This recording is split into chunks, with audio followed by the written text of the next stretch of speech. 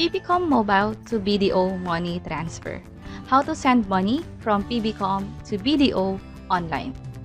And kung bago ka sa channel na to and gusto mo pa ng mga tutorial videos na katulad nito, please click the subscribe button. So, currently gamit ko yung cellphone ko and mag-login ako sa BDO online account ko. Ang purpose ko ngayon is i-check yung balance ko.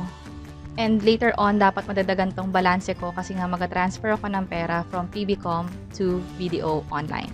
So, 33,600 yung pera ko dito. Since magpapasa ako ng 100, dapat later maging 33,700 to. So, ngayon, i-open ko na yung PBCom mobile account ko. And ito na yung account ko sa PBCom. And ang gagawin ko ngayon is magka-transfer ako. By the way, bago ako mag-transfer, pakita ko muna tong my accounts.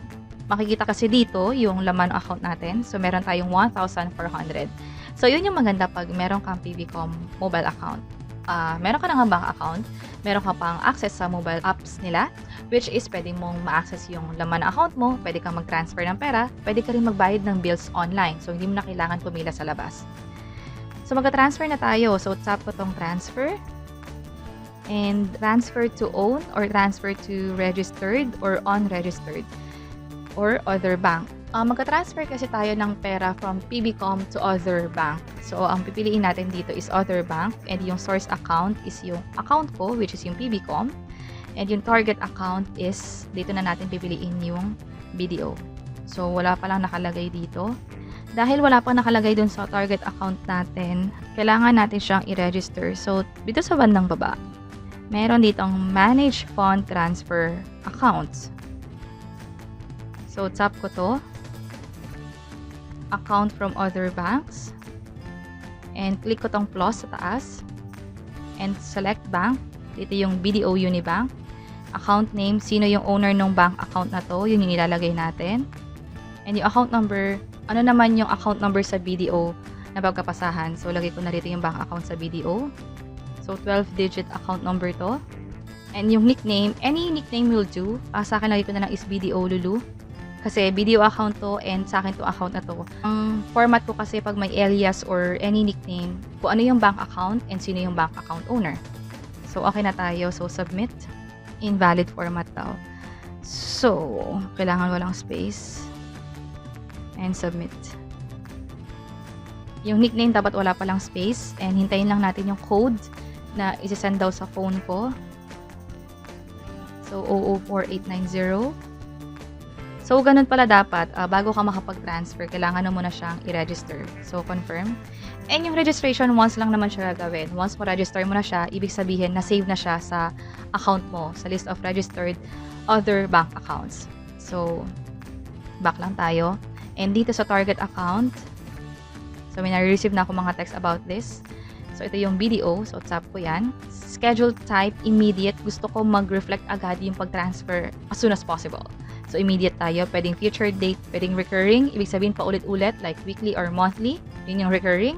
Pero hindi natin yung gagawin. So, X ko muna to. Immediate kasi yung pinili ko. So, okay na yon. And then, enter amount is 100 pesos. And then, yung remarks is BDO 100 na lang. Any remarks will do. So, okay na tayo. And tap ko na tong submit.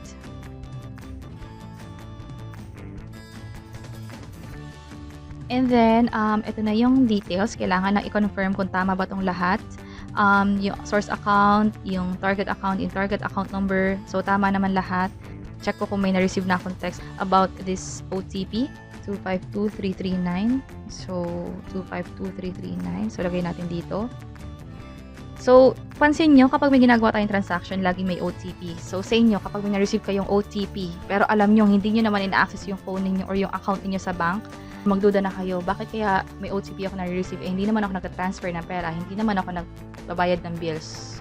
So, pag ganun, tumawag na kayo sa bank para i-double check kung may nangyayari bang kakaiba sa account ninyo. Baka mamaya kasi na-access ng ibang tao na hindi nyo alam and sayang naman kung mabawasan yung pera ninyo or yung laman ng account ninyo dahil lang sa unwanted transaction na yon.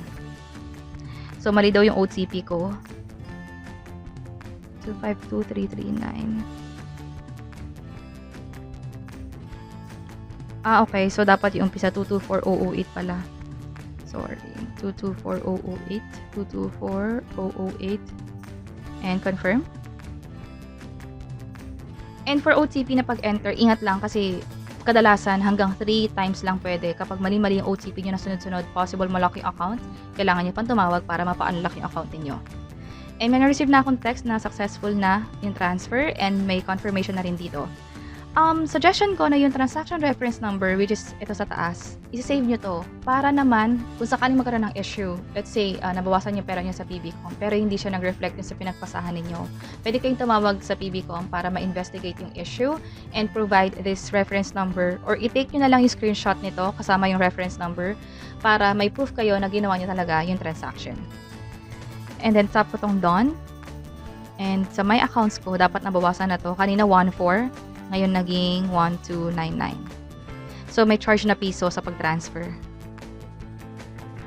So, balik tayo sa BDO account ko. So, na-log out tayo.